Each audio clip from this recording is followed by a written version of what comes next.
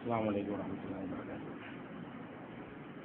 الحمد لله نحمده ونستعينه ونستغفره ونؤمن به ونتوكل عليه ونعوذ بالله من شرور أنفسنا ومن سيئات أعمالنا من يهده الله فلا مضل له ومن يضلل فلا هادي له وأشهد أن لا إله إلا الله وحده لا شريك له وأشهد أن محمدا عبده ورسوله أما بعد. கண்ணியத்திற்குரிய இல்லாமல்ல அல்லாஹ் ஜல்ல ஷானஹு தஆலாவின் நல்லடியார்களே, மரணத்திற்கு பின் என்ற இந்த தொடர் நிகழ்ச்சியில இறுதியாக ஒரு இறந்தவருடைய அடக்கத்தலத்திலே வழிபாட்டு தலம், அதாவது தர்கா கட்டுவது மார்க்கத்தில் தடுக்கப்பட்டிருக்கிறது என்பதை நேற்றைய தினம் தகுந்த சான்றுகளோடு பார்த்தோம்.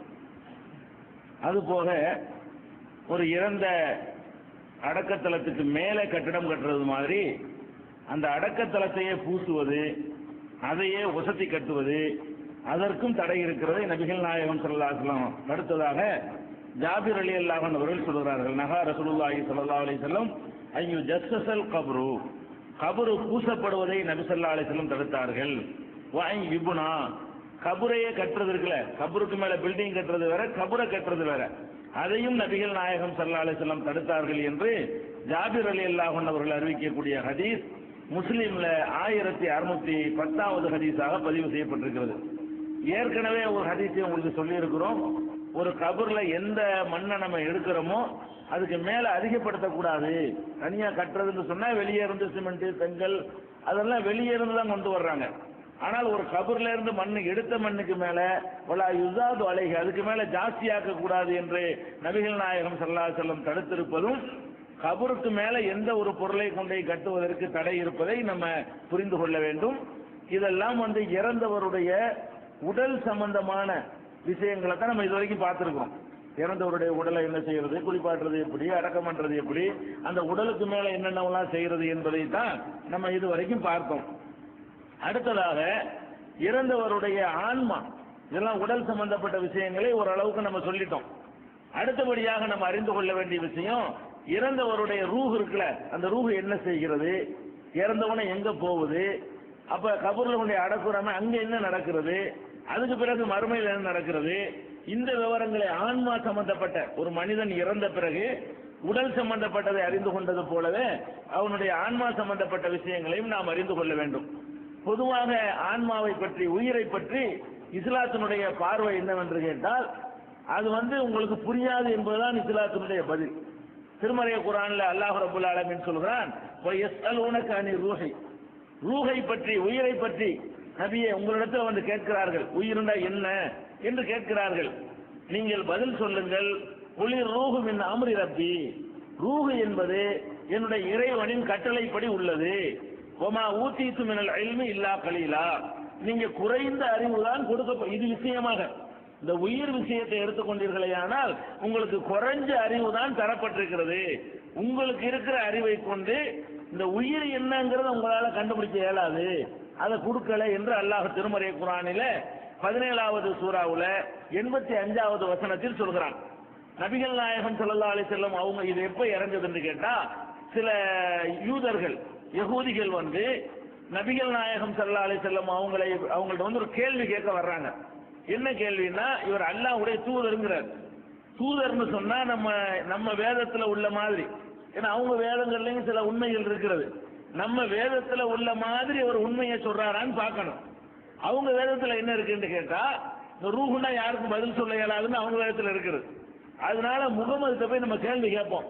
நம்மள்கிட்ட உள்ளபடி கரெக்டா அவர் சொல்லிட்டாருன்னு சொன்னா அவரு கண்டிப்பா இறை தூதர் தான். இல்ல உன்னோட கொண்டு ஏதாவது சொன்னார்னு சொன்னா அவர் இறை தூதராக இருக்க மாட்டார்னு அவங்களா ஒரு மசூரா பண்ணி ஆலோசனை செய்து கொண்டு நபிகள் நாயகம் ஸல்லல்லாஹு அலைஹி வஸல்லம் அவங்கள்ட்ட கேட்கிறாங்க, யா அபுல் காசிம் மர்ரு, அபுல் காசிமே முகமதே ரூஹ்னா என்ன என்று கேட்கிறார்கள். திடீர்னு கேட்டோம், ரசூலுல்லாஹ்க்கு ஆன்சர் இல்ல, மௌனமா இருக்கிறாங்க. ரூஹ்னா என்னன்னா அது வஹீல சொல்ல வேண்டிய விஷயம். அதனால என்ன பண்றாங்கன்னா, சரி இறைவன் அதுக்கு ஏதாவது ரிப்ளை தருவான், பதில் தருவான் என்பதற்காக வேண்டி சற்று நேரம் மௌனமாக இருந்தார்கள். குல்த இன்னஹு யூஹா இலைஹி, அவர்களுக்கு இறைவன் புறத்திலிருந்து வஹி வருகிறது என்று நான் மனசுக்குள்ளே பேசிக்கொண்டேன். அப்ப வஹி முடிச்ச உடனே சொன்னார்கள், இந்த வசனத்தை வாசி காட்டுறாங்க. இந்த இதான் வந்திருக்கு. ரூஹை பற்றி ஒன்றை கேட்கிறாங்களா?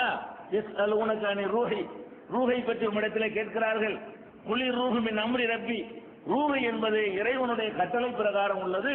உங்களுக்கு குறைஞ்ச அறிவுதான் இது சம்பந்தமாக கொடுக்கப்பட்டிருக்கிறது. மற்ற விஷயங்கள்ல நீங்க கம்ப்யூட்டர் பண்ணலாம், விண்வெளி பயணம் எல்லாம் போகலாம், என்ன வேண்டாலும் கண்டுபிடிக்கலாம். ரூஹுண்டா என்னங்கிற டாபிக்ல இறங்குனீங்கன்னு சொன்னா உங்களுக்கு அதுக்குரிய அறிவு இல்ல, கம்மியா தான் இருக்குது, விளங்காது உங்களுக்கு அப்படின்னு சொல்லி அல்லாஹ் சொன்னதாக இந்த வசனம் இறங்குறது. இது புகாரியில 125, 4721, 7297, 7456, 7462 இந்த வசனங்கள் இந்த நம்பர்ல உள்ள ஹதீஸ்ல எல்லாம் நீங்கள் பார்க்கலாம்.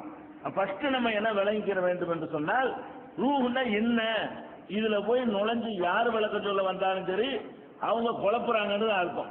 அல்லாஹ்வுடைய ரசூலுக்கு எதை சொல்ல முடியலையோ, அல்லாஹ் எது உங்களுக்கு அறிவு இல்லை என்று சொல்லிவிட்டானோ, அது மாதிரி ரெண்டு விஷயம் இருக்குது மார்க்கத்துல.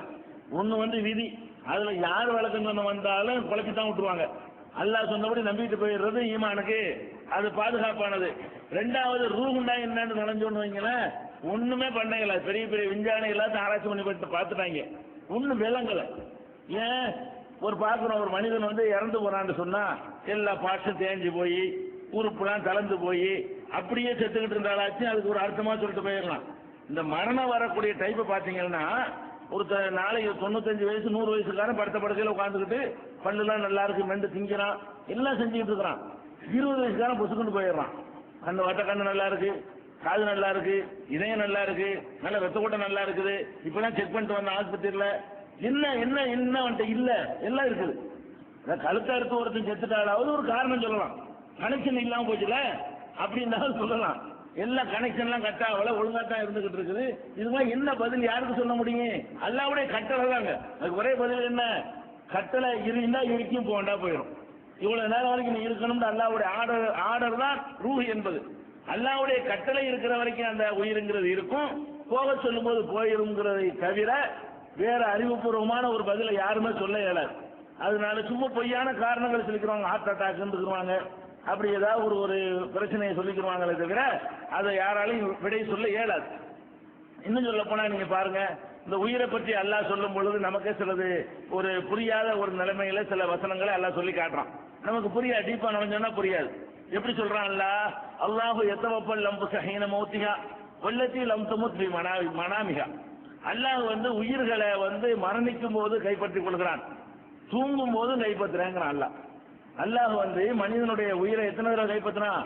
2 இடங்கள்ல கைப்பற்றிக் கொள்கிறான்.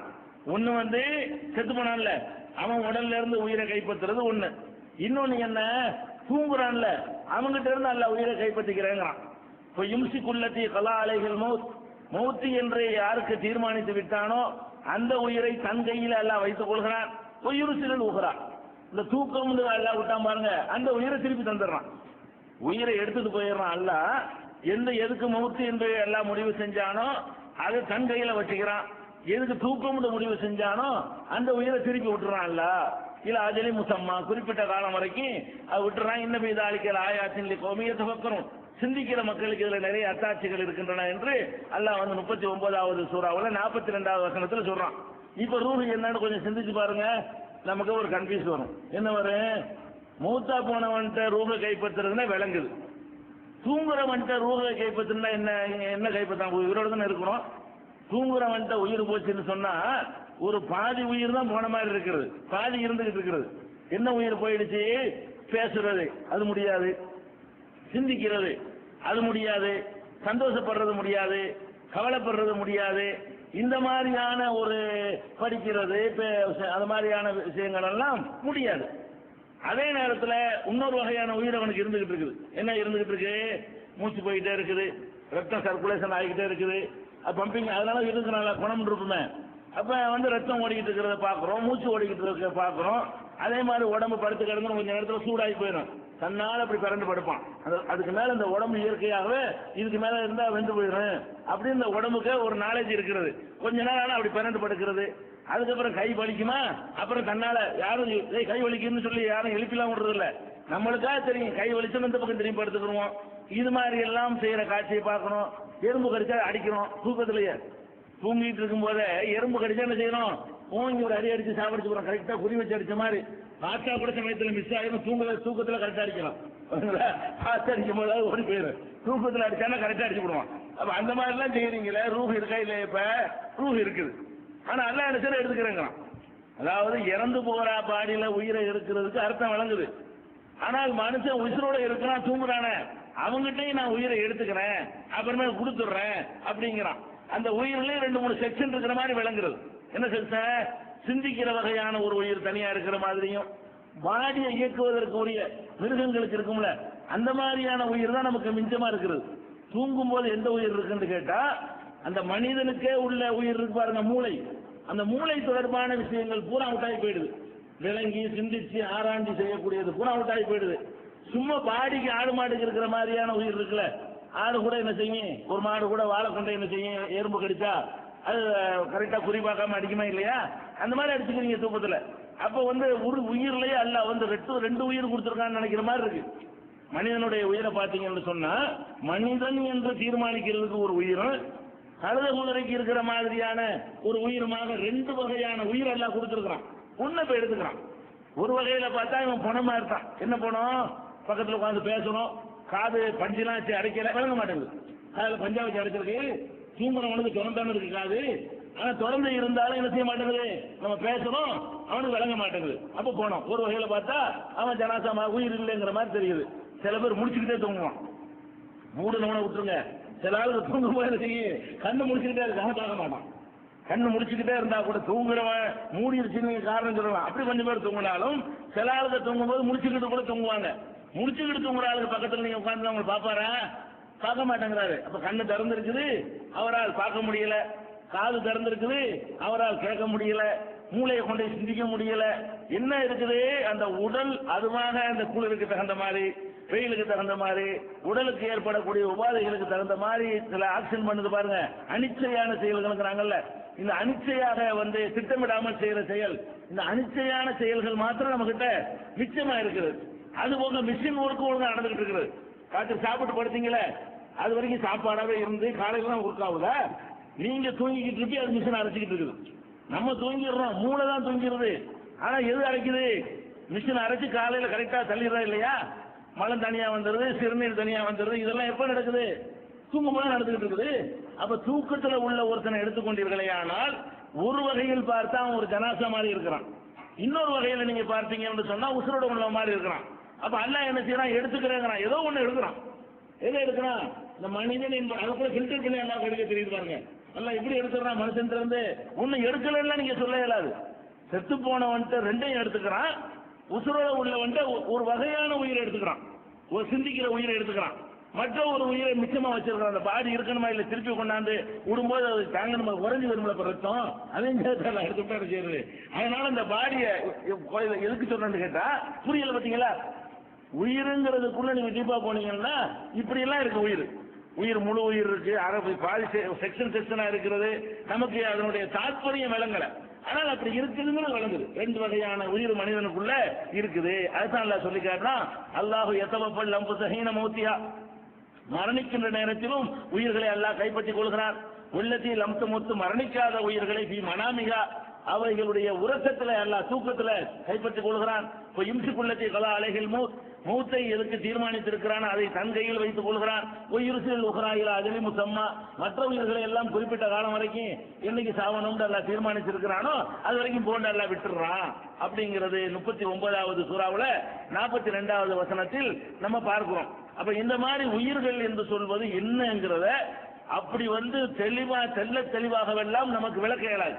அது என்ன அப்படின்னா என்ன, உயிர்னா என்ன, அதுக்கு இலக்கணம் என்ன, அதுக்கு டெபினேஷன் என்னன்னு யார்ட்டையா கேட்டீங்கன்னா எந்த விஞ்ஞானி இதுவரைக்கும் சொன்னது கிடையாது. அதனால இஸ்லாமிய அடிப்படையில் குர்ஆன் ஹதீஸ்ல சொல்ல முடியுமான்னா அதுவும் சொல்ல இயலாது. விளங்கும் தான் எல்லாம் சொல்லியிருப்பான், நமக்கு விளங்கல. அது அவனா அவனோட ஆர்டர்ல நிக்கிற காரணத்தினால அது நமக்கு இன்னைக்கு வரைக்கும் இந்த 20ஆம் நூற்றாண்டில் கூட அதை யாராலையும் தீர்க்க முடியல. உயிர் இருக்குது, இந்த உயிர் இல்ல, அதை வேணா கண்டுபிடிக்கலாமே தவிர உசுரோட இருக்கிற ஒரு இளைஞன், செத்து போன ஒரு இளைஞன்ட்டையும் என்ன இருக்குது என்ன போயிடுச்சுன்னு சொல்ல இயலாது. என்ன இவன்ட்ட என்ன இருக்குது, அவன்கிட்ட எல்லாமே இருக்குது, அதே உறுப்புகள் பூரா இவன்கிட்டையும் இருக்கிறது, அவங்ககிட்டையும் இருக்கிறது. என்ன போச்சு, என்னமோ ஒன்று போயிடுச்சானா அது என்னன்னு அதை சொல்ல முடியல. அதான் யதார்த்தமான விஷயம். ஃபர்ஸ்ட் இந்த உயிருடைய தாற்பயத்துக்குள்ள நுழையக்கூடாது. அதுக்குள்ள நுழைஞ்சால் அது அல்லாஹ்வுக்கு எதிரானதா போயிடும். அம்மா ஊத்தி துமினல் எல்மி இல்லா கலீலா, கம்மியான அறிவு தான் இது விஷயத்தில் உங்களுக்கு தரப்பட்டிருக்கிறது, இதை புரிஞ்சுக்கிற அளவு உங்களுக்கு தரலன்னு சொல்லி எல்லாம் இணைஞ்சுட்டான். அதுக்கு ஒரு முற்றுப்புள்ளியை வச்சு விடுகிறான். அதே நேரத்தில் மார்க்க அடிப்படையில் என்ன நம்பணும்னு கேட்டா, உயிரை அல்ல எடுக்குவான், அதை நம்பணும். உயிருங்கிறது நம்மளை எப்படி, அது உயிருண்ட என்ன, அது என்ன மெட்டீரியலு, அது என்ன சாமா, அதை உங்களுக்கு சொல்ல இயலாது, அதை உங்களால் புரிஞ்சுக்கிற இயலாது. ஆனால் ஒன்ன புரிஞ்சுக்கிற முடியும், நம்மள்கிட்ட இருக்கிற உயிர் இறைவனால் எடுக்கப்படுகிறது, தனித்து வைக்கப்படுகிறது, அது ஒரு பொருளாக இறைவனுடைய கண்ட்ரோல்ல இருந்து அது காக்கப்படுகிறது. அப்படிங்கிறதுக்கு ஏராளமான சான்றுகளை நம்ம குர்ஆன்லயும் ஹதீஸ்களையும் பார்க்க முடிகிறது. எப்படிலாம் பார்க்கிறோம்? இந்த உயிரை எடுக்கிறதை பற்றி அல்லாஹ் சொல்லும் பொழுது பலவிதமாக அல்லாஹ் உயிர்களை கைப்பற்றுகிறான். ஒவ்வொரு விதமான குற்ற செயலில் ஈடுபட்டவர்களுக்கு அதுக்கு தகுந்த மாதிரி உயிரை எடுக்கும் பொழுதையே சில அதிரடியான நடவடிக்கை மூலமாக அல்லாஹ் சிலருடைய உயிரை எடுக்கிறான். எப்படிலாம் எடுக்கிறான்? 3 விதமான தவறு செய்தவர்கள் குறிப்பிட்டு விட்டு இவங்களுடைய உயிரை எடுக்கிறது ரொம்ப கஷ்டமா இருக்கும். நீங்க பார்க்கலாம், யார் அல்லாஹ் சொல்றான்னு கேட்டா 6வது சூறாவுல 93வது வசனத்தை எடுத்து பாருங்கள். ஒமன் அலுலமு, மிகப்பெரிய அநியாயக்காரன் யார்? மிம்மன் இஃப்தரா அலல்லாஹி கதிபன், அல்லாஹ்வின் மீது பொய்யை இட்டு காட்டுறான். ஃபர்ஸ்ட் குற்றவாளி யாரு?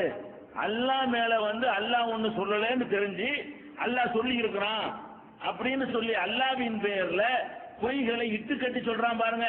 அப்படிப்பட்ட ஒருத்தனை விட மிகப்பெரிய அநியாயக்காரன் யார்? அவ் கால, அல்லது அவன் சொல்கிறான், ஊஹிய இலைய, எனக்கும் இறைவனிடமிருந்து செய்தி வருகிறது என்று சொல்கிறான். உலம் யூக இலையை செய்வோம், அவனுக்கு எந்த செய்தியுமே வரவில்லை. ஒரு செய்தி வராம இருக்கும் பொழுது இந்த பொய் நபி வருவாங்க இல்ல, ரசூல் ஸல்லல்லாஹு அலைஹி வஸல்லம் காலத்துக்கு பிறகு அவங்களுக்கு உள்ளது. இதெல்லாம் ரசூல் ஸல்லல்லாஹு அலைஹி வஸல்லம் காலத்திலே சில பொய்யர்கள் வந்தாங்கல்ல, அவங்களுக்கும் உரியது. அவ என்ன செய்யறாங்கன்னு கேட்டா, ஊஹிய இலைய, எனக்கு இறைவனிடமிருந்து செய்தி வருகிறது, உலம் யூக இலையை செய்வோம், அவனுக்கு எந்த செய்தியும் வராமலேயே இப்படி சொல்றான்.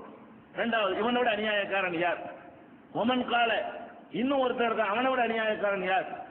உன்சிலு மிஸ்லமா அன்சல் அல்லாஹ், இது என்ன பெரிய குர்ஆன், இது மாதிரி நானும் எத்தனை வேதங்களை நானும் இறக்குவேனுங்கிறான். 3 விஷயம். ஒன்னு, அல்லாஹ் மேல பொய்யை இட்டு கட்டுறது. காபத்துல்லாவை நிர்வாணமா தவாப் செய்வாங்க. ஏண்டா செய்றீங்கன்னு கேட்டா, அல்லாஹு அமரனா பிஹான்றாங்க, அல்லாஹ் சொல்லி தான் செய்யறோம்ன்றாங்க. காபத்துல்லாவை அன்றைக்கு இருந்த நபிகள் நாயகம் ஸல்லல்லாஹு அலைஹி வஸல்லம் காலத்தில் வாழ்ந்த எதிரிகள், அறியாமை கால மக்கள் நிர்வாணமாக வலம் வருவார்கள். என்னங்க நிர்வாணமா இப்படிலாம் பண்றீங்களே, இதெல்லாம் செய்யலாமா? அல்லாஹ் சொல்லித்தான் செய்யறோம் அப்படின்றாங்க. அல்லாஹ் ஒரு சொன்னார தனியா? அப்ப அல்லாஹ் மேல இட்டு கட்டிக்கிட்டு அதை செய்யறது, அந்த மாதிரியான விஷயங்கள். அப்ப அல்லாஹ் மீது இட்டு கட்டுறவன் தனக்கு எந்த செய்தியும் இறைவனிடமிருந்து வராமல் எனக்கு வஹி வருது என்று சொல்லி நபி என்று தன்னைய வாதிடக்கூடியவன், அல்லது அல்லாஹ் இறக்குன மாதிரி நானும் இறக்குவேன், இதே மாதிரி வேதங்களை என்னாலையும் தயாரிக்க முடியும் என்று சொல்றான் பாருங்க. இவனை விட அநியாயக்காரன் யாருன்னு சொல்லிட்டு அல்லாஹ் சொல்றான், வலவ் தரா இதில் லாலிமூன ஃபீ கமராத்தில் மௌத், அந்த மௌத்துடைய நெருக்கடியான வேளையில இந்த அநியாயக்காரர்கள், இந்த 3 பேரையும் சொல்றான், இந்த அநியாயக்காரர்கள் நீ பார்க்க வேண்டுமே, இவங்களுடைய உயிரை எப்படி எடுப்பேன் என்பதை நீ பாரு. எப்படி எடுப்பான அல்லாஹ்?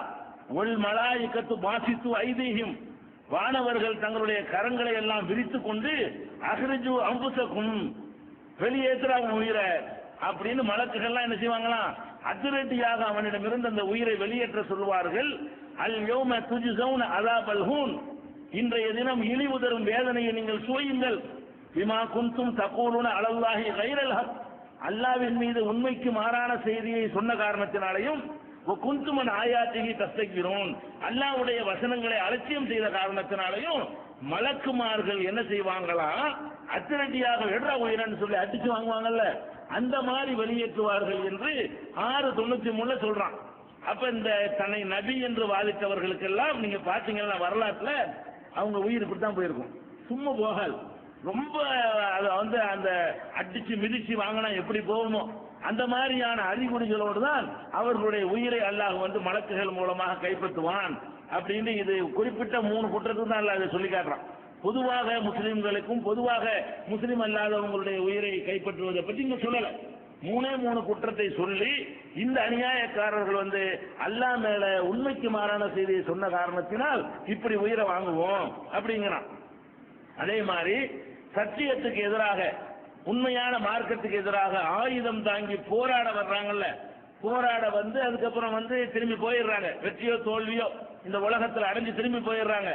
இந்த மாதிரி வந்தவர்கள் உயிரை கைப்பற்றுவதற்கு ஒரு மெத்தடை எல்லாம் சொல்லி காட்டுறான். இவங்க உயிரை எப்படி எல்லாம் கைப்பற்றுவானா, இதுல வந்து 8வது சூறாவுல 47, 48, 49, 50, 51 5 வசனங்கள்ல வரிசையா சொல்றான்.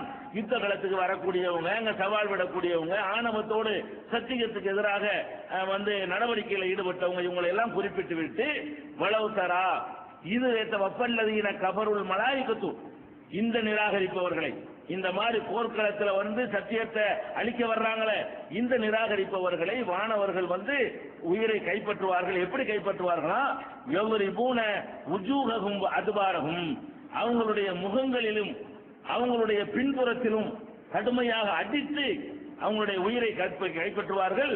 ஒதுகு அதாபல் ஹரி, சுட்டரிக்கும் வேதனையை சோயுங்கள் என்று அவர்களுக்கு சொல்வார்கள்.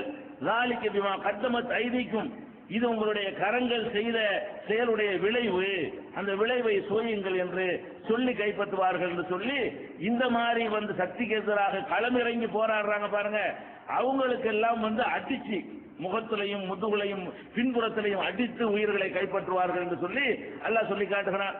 இதே மாதிரியான அடித்து கைப்பற்றக்கூடியவர்களாக இன்னொரு சாராரை அல்லாஹ் சொல்கிறான். யார் வந்து இஸ்லாம் என்ற இந்த சத்திய மார்க்கத்தை உண்மைஎன்று விளங்கி ஏற்றுக்கொண்ட பிறகு மாறிக்கொண்டார்களோ, இஸ்லாத்தை ஏற்றுக்கொண்ட பிறகு அல்ல இஸ்லாமிய குடும்பத்தில் பிறந்த பிறகு அதை விட்டு வெளியேறி விடுகிறார்களோ அவங்கள பற்றி அல்லாஹ் சொல்லும் பொழுது இன்னல்லதி நர்த்தத்துவலா அதுபாரியும் மின்பாதி மாத்த பையன் லகுமுல் ஹுதா, சத்தியம் இதுதான் என்று அவர்களுக்கு தெளிவான பிறகு யார் தங்களுடைய நிலையை மாற்றிக்கொண்டு வந்த வழியை திரும்பி சென்று விட்டார்களோ அவர்களை பற்றி அல்லாஹ் பேசும் பொழுது கைப இதாத்த வஃபத்துஹுமுல் மலாயிகத்து யவ்ரிபூன உஜூஹஹும் அதுபாரஹும், அவங்களுடைய முகங்களிலேயும் பின்புறத்திலும் அடித்து வானவர்கள் இவர்கள் உயிரை கைப்பற்றும் பொழுது எப்படி இருக்கும். அப்ப இந்த 3 சாரார அல்லாஹ் குறிப்பிட்டு சொல்றான். அதாவது யார் 3 சாராரு, ஒன்னு வந்து அல்லாஹ் பேர்ல இட்டு கட்டுறவன், வகி வராம வகி வந்துச்சுன்னு சொல்றவன், இது என்ன பெரிய குரான், நான் கூட குரான் மாதிரி கொண்டு வந்துருவேன் அப்படின்னு அல்லாஹ்வுடைய வசனங்களுக்கு எதிராக வந்து போர் தொடுக்கிறவன், சண்டைக்கு வரக்கூடிய யுத்தம் செய்து சத்தியத்தை அழிக்கிறதுக்காக உள்ளவன், அதே மாதிரி வந்து ஏற்றுக்கொண்ட விட்டு மறுக்கிறான்ல இப்படிப்பட்டவன், இந்த 3 சாராருடைய உயிரை எடுக்கிறது வந்து மற்றவர்களை எடுப்பதிலிருந்து கொஞ்சம் கடுமையாகவும் கொஞ்சம் கொடூரமான முறையிலும் அல்லாஹ் எடுப்பான் என்பதை இந்த வசனங்களில் இருந்து நம்ம அறிந்து கொள்கிறோம். இது வந்து 47, 25, 26, 27, 28 47வது சூறாவுல 25வது வசனம், 26வது வசனம், 27வது வசனம், 28வது வசனம், இதெல்லாம் வந்து குறிப்பிட்ட சாராருக்கு உள்ளது. இது இல்லாம மற்றவர்கள் இருக்காங்கல்ல, அது அல்லாஹ் 2ஆ பிரிச்சிடறான். ஒன்னு இறைவனை ஏற்றுக்கொண்ட மக்களுடைய உயிரை எப்படி எடுப்பது, இறைவனை ஏற்றுக்கொள்ளாத மக்களுடைய உயிரை எப்படி எடுப்பது, அதான் பொதுவானது. இந்த 3 குற்றங்களுக்கு உள்ளதுதான் கொஞ்சம் அதிரடியா அல்லாஹ் எடுக்கிறான். மற்றபடி இறைவனை ஏற்றுக்கொள்ளாம ஏகத்துவ மார்க்கத்தை ஏற்றுக்கொள்ளாம இருக்கிறாங்கன்னு வைங்க, அவங்களுடைய உயிரை எடுக்கிற விஷயத்தையும் நல்லவர்கள் உயிரை எடுக்கிற விஷயத்தையும் 16வது சூறாவுல 28ல இருந்து 32 வரைக்கும் வரிசையாக அல்லாஹ் என்ன செய்யறான், அதை தொடரா அல்லாஹ் சொல்லி காட்டுறான். எப்படி சொல்றான்னா, அல்லதீன கத்தவஃபாஹுமுல் மலாயிகத்து லாலிமி அன்ஃபுஸிஹிம், தங்களுக்கு தாங்களே அநீதி இழைத்துக் கொண்டார்களே, இந்த வாசகம் வந்து கெட்டவங்களுக்கு சொல்றது.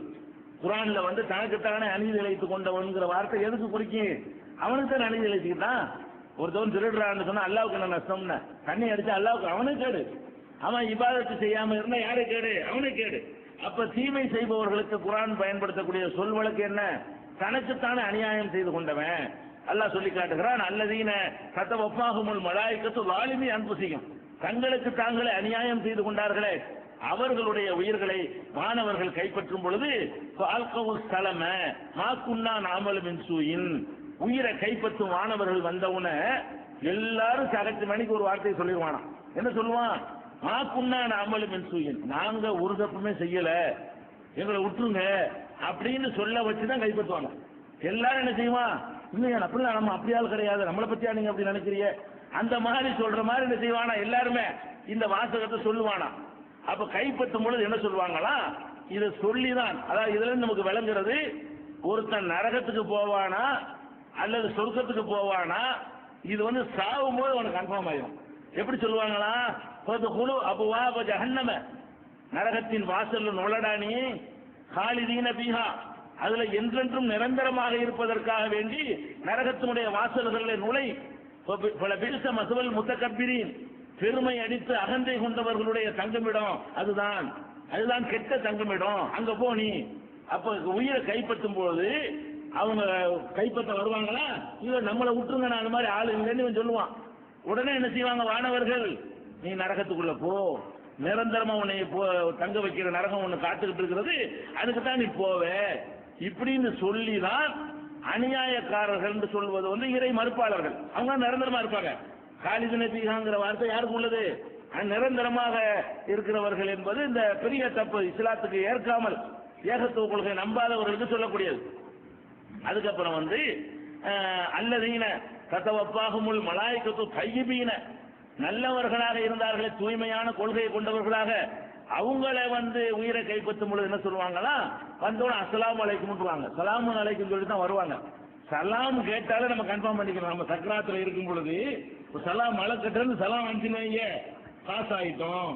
என்ன பாஸ் ஆயிட்டோம்? பரீட்சையில தேறியாச்சு. ஏன்னா சலாம் அவனுக்கு சலாம் கிடையாதுல்ல. சலாம் சொல்லிட்டு நம்மள்ட்ட வர்றாங்களா, சும்மா வர்றாங்களா, எல்லாரும் இதை அனுபவிப்போம்.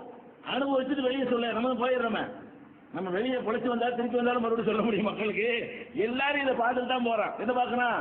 ஒன்னு மலக்குகள் சலாம் சொல்றத பார்ப்பான், இல்லைன்னா போங்கடா நரகத்துக்கு அப்படிங்கிற ஒரு சொல்ல கேட்டுட்டு தான் மூத்தாகிறான். அப்ப நல்லவர்களாக இருப்பவர்களுக்கு சொல்லுவாங்கன்னா, யக்கூலுன சலாமுன் அலைக்கும், உங்கள் மீது சாந்தி உண்டாகட்டும், ஊதுகுருள் ஜன்னா, நீங்க எல்லாம் சொர்க்கத்துக்கு போங்கள், பிமா குன்தும் தாமலூன், நீங்கள் செய்த நல்லறம் செய்த காரணத்தினால் சொர்க்கத்திற்கு போங்கள். அப்ப இந்த உயிரை எடுக்கக்கூடிய நேரத்தில் வந்து நரகவாசிகளை வந்து நரகத்துக்கு போங்க என்றும், சொர்க்கவாசிகளை சொர்க்கத்துக்கு போங்க என்றும் செய்யப்பட்ட சொல்லப்பட்டு விடும் என்பதை இந்த 16வது சூறாவுல 28, 29, 30, 31, 32வது வசனங்கள்ல நீங்கள் பார்க்கலாம்.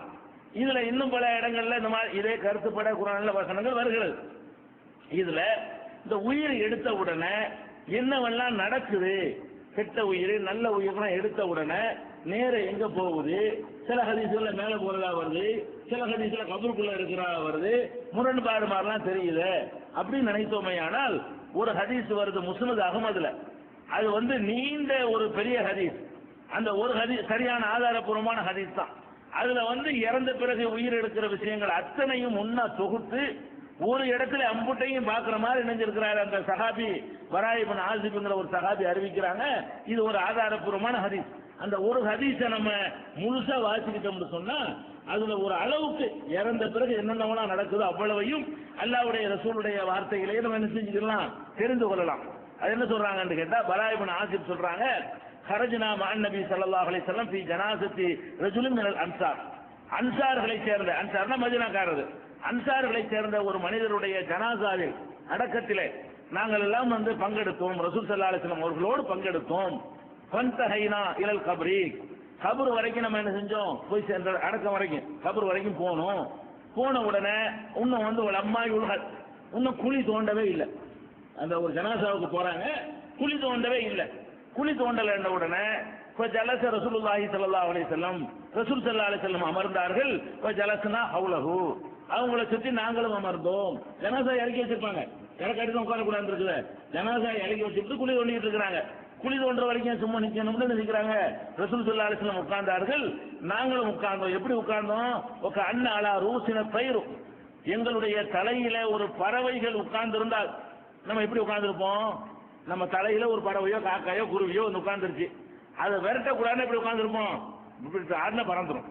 தலையில இருக்கிற ஒரு பறவை நம்மளை விட்டு பறந்துடக்கூடாது என்று நினைத்தால் எப்படி உட்காருவீர்களோ அப்படி நாங்கள் உட்கார்ந்துருந்தோம். ஆடாம அசையாம உட்கார்ந்துருந்தோம். நம்ம தமிழ்ல சொல்லுவோம்ல, இது அரபில் எப்படி சொல்லுவாங்கன்னு கேட்டா, எங்க தலையில பறவை அமர்ந்தது போல நாங்கள் உட்கார்ந்துருந்தோம். இதுக்கு என்ன கருத்து என்னன்னு கேட்டா, ஆடாம அசையாம விளையாடுனா தகவல் போயிருமே, தலையில பறவை உட்கார்ந்து இப்படி ஆடாம அசையாம உட்கார்ந்துருப்போம், அதுக்கு டிஸ்டர்ப் பண்ணக்கூடாதுன்னு சொல்லி அந்த மாதிரி நாங்கள் உட்கார்ந்துருந்தோம். ஏன்னா ரசூல் அடக்க ஸ்தலம். அப்ப ரசூல் ஒரு ஜனாசாவுடைய அந்த பயம் ஒண்ணு இருக்கும். அல்லாஹ்வுடைய ரசூல் உட்கார்றாங்க, உட்கார்ந்த தோரணையை பார்த்தா என்னமோ ஒரு மெசேஜ் சொல்ல போறாங்கிற மாதிரி தெரியுது. அப்படி ஒரு பீதியோடவும் பயத்தோடவும் இப்படியே உட்கார்ந்து உன்னிப்பா கவனிப்போம்ல, அந்த மாதிரி நாங்கள் வந்து உட்கார்ந்து கொண்டிருந்தோம். அப்போ எதுக்கு ஊதும், ரசூல் ஸல்லல்லாஹு அலைஹி வஸல்லம் கையில ஒரு குச்சி ஒன்று இருந்தது. அவங்க என் குத்து பிள்ளார்கள் பூமியில் அப்படியே அதை குச்சியை வச்சு நோண்டிக்கிட்டு இருக்கிறாங்க உட்கார்ந்து கொண்டு. அப்புறம் திடீர்னு தலையை உயர்த்தினார்கள். உயர்த்தி விட்டு சொன்னார்கள், இஸ்தஈனு பில்லாஹி மின் அஸாபில் கப்ரி, கபருடைய வேதனையிலிருந்து நீங்கள் அல்லாஹ்விடத்துல பாதுகாப்பு தேடுங்கள். அந்த சின்ன டயத்தை வீணாக்க கூடாதுன்னு பாக்குறாங்க பாருங்க. புலி தோன்ற வரைக்கும் சும்மா உட்கார்ந்துட்டு இருக்காம, வெட்டி பேசி பேசிட்டு இருக்காம, அதை ஒரு நல்ல ஒரு அறிவுரைக்கு பயன்படுத்தலாமே என்று சொல்லி என்ன செய்யறாங்க, இஸ்தஈனு பில்லாஹி மின் அஸாபில் கப்ரி மர்ரத்தைனி அவ் ஸலாசன், 2 தடவை அல்லது 3 தடவை இந்த வார்த்தையை சொன்னார்கள். அதாவது கபர் வேதனையிலிருந்து அல்லாஹ்விடத்தில் பாதுகாப்பு தேடுங்கள் 2 தடவை 3 தடவை சொன்னார்கள். பிறகு சொன்னார்கள், இப்பதான் விளக்குறாங்க ரூஹ் எங்க போகுது. சும்மா கால பிறகு சொன்னார்கள், இன்னல் அபுதல் மூமின, ஒரு மூமினான இறைவனை ஒழுங்காக நம்பிய அடியான் இருக்கிறான அவன் இதாக்கான இன்கிதாயும் என துன்யா, இந்த உலக வாழ்க்கையுடைய முடிவுக்கு வந்து விட்டானேயானால், இறுதி கட்டத்தில் இருப்பானேயானால், இக்குபாலி மனல் ஆகிரா, ஆகிரத்தை நோக்கி முன்னோக்கியவனாகவும் துன்யாவை விட்டு பிரிந்தவனாகவும் ஒரு தடுப்பான அந்த கட்டத்தில் வந்து நசல இலைகி மலாய்க்கத்து மினசமா, வானத்திலிருந்து அவன்கிட்ட மலக்கு வர்றாங்க. இது சக்கராத்தை சொல்றாங்க. ஒரு அடியான் வந்து இங்க இருந்து போற கட்டம், இங்க இருந்து பிரிகிற கட்டம், அங்க போய் சேர்ற கட்டம், அப்படியான ஒரு கட்டம்ங்கிறதுக்கு அர்த்தம் என்ன, சக்கராத், மூச்சு இழுத்து கொண்டிருக்கும்ல அந்த மாதிரி நேரம். அந்த நேரத்துல வந்து நசல இலைஹி மலாய்க்கத்து மினசமா, வானத்திலிருந்து வந்து மலக்குகள் இறங்குவார்கள். எப்படிப்பட்ட மலக்குகள்னா, பீதுல் உஜூஹ், வெள்ளை வெளேர் என்ற முகம் கொண்ட, வெள்ளை வெளேர் என்ற முகம் கொண்ட மலக்குகள் வந்து அப்போலாம் தெரியும். அது இறங்குறதுக்கான சொல்றோம். இப்போதான் மலக்குகள் நம்ம கண்ணுக்கு தெரியாது. அப்ப அது தெரிகிறதுக்காக வேண்டிய வர்றதுனால என்ன செய்யும், தெரியும். இப்ப தெரியக்கூடாதுங்கிறதுக்காக வந்து போனா உட்கார்ந்துருப்பாங்க, அது நம்ம தெரியாது. அப்ப வர்றது எதுக்கு, அவனை தெரிகிறதுக்குன்னே வர்றாங்க. அதனால வெள்ளை வெளேர் என்ற முகத்தோட வருவார்கள்.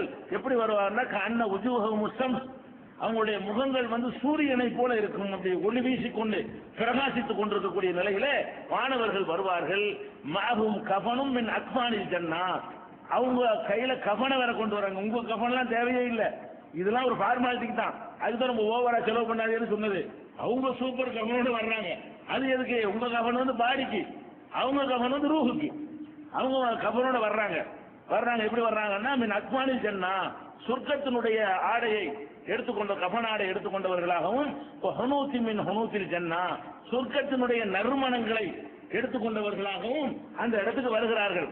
வந்து எவ்வளவு பேர் வர்றாங்கிறீங்க, ஒரு 5 பேர் 10 பேர் நினைக்கிறீங்களா? ஒரு ஆள் உயிரை வாங்குறதுக்கு பெரிய கான்ஃபரன்ஸ் நடக்கும், மாநாடு நடக்கும்.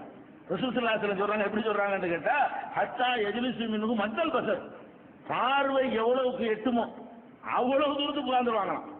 உங்க கண்ணு எவ்வளவு தூரத்துக்கு போகும் அப்படின்னா மாநாடு தானே, பார்த்தா எவ்வளவு தூரத்துக்கு கண்ணு எட்டு, அவ்வளவு தூரத்துக்கு ஒரு ஆள் உசுர வாங்குறதுக்கு கூட்டு மலக்குகள் வர்றாங்க.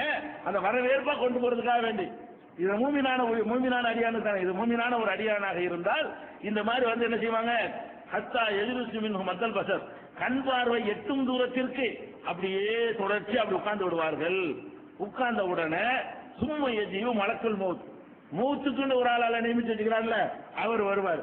இவங்களுக்கெல்லாம் சும்மா பார்வையாளர்கள் தான்.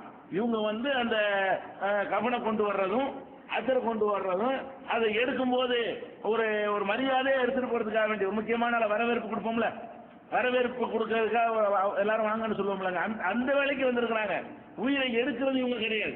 அப்ப சும்மா ஜீவு மலக்குள் மௌத், மௌத்துக்கு என்று ஒரு மலக்கு அல்லாஹ் குர்ஆன்ல சொல்றான்ல, குல் யதவஃபாக்கும் மலக்குல் மௌத் அல்லதி உக்கிலபிக்கும், உங்களுக்கு என்று நியமிக்கப்பட்ட மௌத்துடைய மலக்கு உங்கள் உயிரை கைப்பற்றுவார்னு சொல்றாங்க இல்லையா? ஒவ்வொருத்தருக்கும் ஒரு மலக்குள் மௌத், எனக்கு ஒரு மலக்குள் மௌத், உங்களுக்கு ஒரு மலக்குள் மௌத் இருப்பாரு. அதை வந்து என்ன செய்வார்னு கேட்டா, அவர் வருவார் கடைசியா, இவங்களெல்லாம் முதல் அனுப்பி வச்சுட்டு அவர் வர்றாரு. ஹத்தா எலுசு இந்த ராசிக்கு தலைமாட்டில் வந்து உட்காருவார். யாரு? மலக்குள் மௌத் வந்து தலைமாட்டில் உட்காருவார். எப்பூலு ஐயத்துகன் நப்சு தையிபா, தூய்மையான ஆன்மாவே அவர் சொல்லுவார். ஏன்னா மூமினான இறை நம்பிக்கை உள்ள உயிரா இருக்குதா இல்லையா? தூய்மையான ஆன்மா சலான் சொல்லுவாருங்கிறது நீங்க விளங்கிக்கணும். அது வந்து இப்ப இதுல சொல்லப்படாட்டாலும் குர்ஆன்ல சொல்லப்பட்டிருச்சு, சலான் சொல்லிட்டு வருவாங்க, சலாம்லாம் சொல்லிடுவாங்கிறத சேர்த்துக்க வேண்டியது. அப்ப என்ன செய்வாங்கன்னா, ஐயுஹன் நப்சு தையிபா, தூய்மையான ஆன்மாவே, உஹ்ருஜி இலா மக்பிரத்தி மினல்லாஹி வ ரிதுவான், அல்லாஹ்வுடைய மன்னிப்பை நோக்கி, அல்லாஹ்வுடைய திருப்தியை நோக்கி நீ வெளியேறு. உடல்ல இருந்துகிட்டு இருக்கல, உடல்ல உட்கார்ந்துட்டு இருக்கிற, மன்னிப்பு கிடைக்கும் போது வெளியேறு, உடம்பை விட்டு என்ன செய்ய வெளியேறு என்று அவர்கள் சொல்வார்கள். உடனே தகுருஜு, அந்த உயிர் வெளியேறும். எப்படி வெளியேறும் என்றால், கமா தசீலுல் ஃபித்ரத்து மின் ஃபிஸ்திகா. ஒரு அந்த காலத்துல வந்து தோல் பாத்திரத்தில் தண்ணி வச்சிருப்பாங்க. தோல்னாலதான் பாத்திரங்கள் குடம் வச்சுக்கிறோம்ல, அதுக்கு பதிலாக அரபு நாட்டில் என்ன செய்வாங்கன்னு கேட்டா தோல்லையே தண்ணி வைக்கிறதுக்கு பாத்திரம் வச்சிருப்பாங்க. அதை கட்டி தொங்க விட்டுருவாங்க. அதுல இருந்து இறங்கி என்ன செய்வாங்க, தண்ணியை குடிச்சு அதை தொங்க விட்டுருவாங்க. அந்த தோல் பாத்திரத்துல உள்ள வாயில இருந்து அப்படி சாச்சா தண்ணி எப்படி கொட்டுமோ, ரொம்ப பிரிக்கியா கொட்டணும், சாச்சா தன்னால கொட்டி போயிடும். அப்படி வெளியேறுமா உயிர். இந்த உயிர் போறது எப்படி வெளியேற, உயிர் போறதுக்கு வந்து அதுக்குள்ள மண்ணை போட்டுருந்தீங்கன்னு வைங்க, தோல் பைக்குள்ள மண்ணு சாச்சோன்னு கொட்டுமா, அது அமுக்கணும், இப்படி குளுக்கணும், அப்பதான் மண்ணு முழுசா வெளியேறும். தண்ணியா இருந்தா பாத்திரம், தோல் பாத்திரம் வேணாம், நம்ம செம்புன்னு வச்சுக்கிறோமா, நம்ம புரிஞ்சுக்கிறதுக்காக வேண்டி செம்புல இருக்கிற தண்ணி இருக்கு, அப்படி கவுத்துறீங்க, ரொம்ப கஷ்டப்பட்டு வெளியேறும். அது அவசரம் போட்டு போயிடும், அது மாதிரி வெளியேறிடும். அதே நேரத்தில் வந்து உங்க ஐஸ்ல ஃப்ரீசர்ல வச்சு கட்டியா போச்சு, சாச்சா வருமா, வராது. அப்ப இது எப்படி வருமா, தோல் பாயில் இருக்கிற தண்ணீர் அதனுடைய வாய் வழியாக எப்படி கஷ்டமில்லாமல் வெளியேறிடுமோ, சின்ன ஓட்டை இருந்தா கூட தண்ணி முடமுடன்னு வெளியேறி விடுமோ, அந்த மாதிரி அவருடைய உடலை விட்டு உயிர் என்ன செய்யும், நல்ல மனிதருடைய உயிர் வந்து அப்படி மெதுவா அதை வந்து போயிடும். அது மாதிரி வெண்ணெயில கிடக்கிற மயிரும்பாங்க. நம்ம நாட்டில் என்ன செய்வாங்க, மெதுவா ஒரு பொருள் போறதா இருந்தா வெண்ணெயில கிடக்கிற ஒரு முடிவு எடுக்கும் கஷ்டப்பட்டு எடுக்கணுமா, கிடக்கிறது வெண்ணெயில அப்படி எடுத்து நம்ம மெதுவா வரும். ஒரு பழுக்காது, ஒரு பிடிக்காது, பிடிச்சி இழுக்காது, ஒண்ணுமே செய்யாது. அந்த மாதிரி ஒரு சுமூத்தான்னு சொல்லுங்களேன், அதுக்கு சொல்ல உதாரணம் காட்டுறாங்க. ரொம்ப சுமூத்தா வெளியே வந்துடும். அவர் கையில் எடுப்பார். உயிர் வந்து எடுக்கிற பொருள் நமக்கு விளங்காது. அந்த மலக்குகள் வந்து என்ன செய்யறாங்க, நம்ம உயிரை எடுக்கிறாங்க. எடுத்துக்கொண்டு எடுக்கிறது மட்டும்தான் அவர் வேலையாம். எடுத்த உடனே கூடி இருக்கிற மாணவர்கள் இருக்காங்கல்ல, ஒண்டாப்பான்னு சொல்லி அந்த உயிரை வாங்கி அவங்க கொண்டு வந்திருக்கிற அந்த ட்ரெஸ் இருக்குல்ல, அதை போத்தி கொண்டு வந்து அக்கறையெல்லாம் தொளிச்சு நறுமணத்தை தெளிச்சு அந்த எடுத்து கையில் கொடுக்கறது தான் வேலை. இவர் கொண்டு போக மாட்டார் போல இருக்கு. இவர் எடுத்த உடனே என்ன செய்வாங்களா, பொய்தா அகதகா, இந்த மலக்குள் மௌத் என்பவர் உயிரை எடுத்த உடனே லம் எதவுகா பி எதிகி தர்பத்தைனி, ஒரு கண்மூடி திறக்கிற நேரம், ஒரு செகண்டுக்கு இப்படி சொல்லுவாங்க, ஒரு கண்மூடி திறக்கிற நேரம் கூட அவர் கையில் அந்த உயிர் இருக்காது. எடுக்கிறதான் தெரியும், அவங்க பிடிங்கிடுவாங்க. எடுப்பார்ல உடனே அடுத்த செகண்ட் என்ன செய்யும், கை மாறிடும். உடனே அவங்க கைக்கு, மாணவர்களுடைய கைக்கு போய்விடும். இப்போ எஜாலுஹா பி ராலிக்கல் கஃபன், அந்த கஃபனுக்குள்ள அந்த உயிரை வச்சு போர்த்தி, பி ராலிக்கல் ஹனூத், அந்த நறுமணத்துக்குள்ள தடவி என்ன செய்வாங்களாம், உடனே வந்து கஸ்தூரி வாசம் மாதிரி அடிக்குமா, அதுல இருந்து வாசம். அதை எடுத்துக்கொண்டு என்ன செய்வாங்கன்னு கேட்டா நேர பிஹா, விண்ணுலகத்தை நோக்கி போய்விடுவார். அவ்வளவு பெரிய கூட்டமா விண்ணுலகத்தை நோக்கி எல்லாரும் மேல கொண்டு போய் விடுவார்கள். போகும்போது ஒவ்வொரு வானுலகத்திலும் ஒவ்வொரு வானத்திலும் மலக்குகள் இருக்கிறாங்க. ஒவ்வொரு வானம் 7 வானம் இருக்குது இல்லையா, ஒவ்வொரு வானத்திலையும் மலக்குகள் இருக்கிறாங்க. இது எங்க போகுது, அல்லாவுக்கு இங்க எடுத்துட்டு போக தேவையே இல்லை, திருப்பி இங்கதான் அனுப்பி கப்பல் கொண்டு வைக்க போறான். இருந்தாலும் என்ன செய்யறான், நான் தான் ராஜான்னு காட்டுறதுக்காக வேண்டி எடுத்த உயிர் அங்க போவான், அட்டென்ஷன் கொடுக்கணும். அவன்கிட்ட போய் எடுத்தா என்ன செய்யணும், திரும்பி வரணுமா. அதுக்காக எல்லாம் என்ன பண்றான்னு கேட்டா, முதல்ல எடுத்துட்டு இங்க வா, அடுத்த எழுதி நான் தான் சொல்லுவேன் அப்படிங்கிறதுக்காக வேற ஒண்ணும் செய்யல. போயிட்டு வரப்போது அவ்வளவுதான். எடுத்துக்கொண்டு முதல் வானத்துக்கு போவார்கள். முதல் வானத்துக்கு போன உடனே பலா யமுர்ரூன பிஹா அலா மலையும் மினல் மலாயிகத்தி இல்லா காலோ மாகாத ருஹு தய்யிப், வானவர்கள் முதல் வானத்தை அடைஞ்சவுடனே அங்க உள்ள வானவர்கள் சொல்லுவாங்களா, என்ன நறுமணமான உயிரா இருக்கியா, என்ன வாசம், என்ன மனம்னு சொல்லுவாங்களாம். அந்த உயிருக்கு ஒரு மனம், அந்த உயிரை கொண்டு போகும் பொழுது ஒரு வாசமும் மனமுமாக இருக்காது. அல்லாஹ்வுடைய உலகத்துல ஒரு மெட்டீரியல் மாதிரி. இப்ப மலக்கு இருக்காங்கிறோம், நம்ம கண்ணாலே பாக்குறோம், இருக்கத்தானே செய்யறாங்க, கண்ணால பார்க்கல, இல்ல ஜின்னு இருக்கு நம்ம நம்புறோம், கண்ணாலே நம்ம பாக்குறோம். அதே மாதிரி அல்லாஹ்வுடைய ராஜ்யத்துல வந்து தனி அது பொருளாகிக்கிறோம். அது நம்ம அந்த மறு உலகத்துக்கு போனா தான் அதெல்லாம் நமக்கு புரியும், இங்க இருந்து புரியாது. அப்ப வந்து நம்மளை அனுபவப்படும் போது புரியும். நம்மள்ட்ட இருந்து உயிர் போறது வர்றது, இந்த உயிருக்கே விளங்கத்தானே செய்யும், எல்லாமே அது விளங்கத்தான் செய்யும். அப்ப வந்து எடுத்துட்டு போன உடனே இவர் என்னப்பா இவ்வளவு அருமையான வாசமா இருக்க, யார் இருந்தாலும் அப்படின்ன உடனே இந்த எடுத்துட்டு போன ஆளுக்கு விளக்கம் வாங்கலாம். இவர் தான் பண்ற மாதிரி நல்ல மனுஷன், இந்த ஆள் உயிர் எடுத்துட்டு வந்திருக்கிறோம் அப்படின்னு இவரை என்னென்ன நல்ல வார்த்தைகளை சொல்லி மக்கள் புகழ்வார்களோ அந்த வார்த்தைகளை எல்லாம் சொல்லி அவர்கள் அறிமுகப்படுத்துவார்கள். எப்பூர்ண புலான் இப்ப புலான் அகஸ்தனி அஸ்மாயி இல்லத்தி கானூயி சம்மூனஹா பிஹா ஃபித்துன்யா, இந்த உலகத்துல என்னென்ன அழகான பெயர்களை சொல்லி அவனை மக்கள் குறிப்பிட்டார்களோ, வல்லல் இருப்பாங்க, அப்படி இருப்பாங்க, சாலிகான மனுஷன் இருப்பாங்க, அந்த அவனை என்னென்னலாம் நல்ல விஷயங்கள் சொல்லி பாராட்டி இருப்பாங்களோ அதையெல்லாம் சொல்லி அறிமுகப்படுத்துவார்கள். இப்படியே போகும் எங்க அந்த வானம் வரைக்கும், மேல 7வது வானம் இருக்கு பாருங்களேன், அது வரைக்கும் போகும். ஒவ்வொரு வானத்தில் உள்ளவர்கள் என்ன செய்வாங்க, இது என்ன உயிர், இவ்வளவு அழகான உயிரா இருக்குது என்றெல்லாம் கேட்பார்கள். அதுக்கப்புறம் என்ன ஒன்று கேட்டா, அங்க கடைசி வானத்தை 7வது வானத்துக்கு போன உடனே அல்லாஹ் என்ன செய்வான்னா, ஹத்தா என்தஹி பிஹில சமாஇ சாபியா, 7வது வானத்து வரைக்கும் அது போய் சேர்ந்து விடும். சேர்ந்த உடனே 7வது வானத்துக்கு மேல் தான் அல்லாஹ்வுடைய அரசு இருக்கிறது. அந்த அரசின் மீது தான் அல்லாஹ்வுடைய ஆளுகை ராஜ்யம் இருந்து கொண்டிருக்கிறது. அல்லாஹ் என்ன செய்யறான்னு கேட்டா, உக்துபு கிதாப அப்தி ஃபீ இல்லியீன், இல்லியீன் என்ற இல்லியீன் தான் சொர்க்கத்துக்கு போற உங்களுடைய பட்டியலுக்கு பேர் இல்லியீன். இல்லியீன்னா ஒமா அத்ராக மா இல்லியூன், இல்லியூன் என்றால் என்ன தெரியுமா, கிதாபுன் மர்கூமுன், அது பதிவு செய்யப்பட்ட ஒரு புத்தகம் என்று குர்ஆன்ல அல்லாஹ் சொல்லி காட்டுறான். அப்ப இல்லியீன்னு ஒரு லிஸ்ட் ஒன்று வச்சிருக்கான் அல்லாஹ். அந்த லிஸ்ட்ல நிச்சயமா முதல்ல பேரை பதிவு பண்ணு, எடுத்தாச்சுல இவர் இந்த லிஸ்ட்ல பதிவு பண்ணு, சொர்க்கவாசின்னு பதிவு பண்ணியாச்சு. விசாரணை ஃபார்மாலிட்டி நடக்குது, மறுமையில் நடக்கிற விசாரணை எல்லாம் அவனுக்கு தெரியுமே யார் யார் எங்க வைக்கிறதுன்னு சொல்லி. அப்ப இல்லையில்லை இவருடைய எதை பதிவு செய்து விட்டு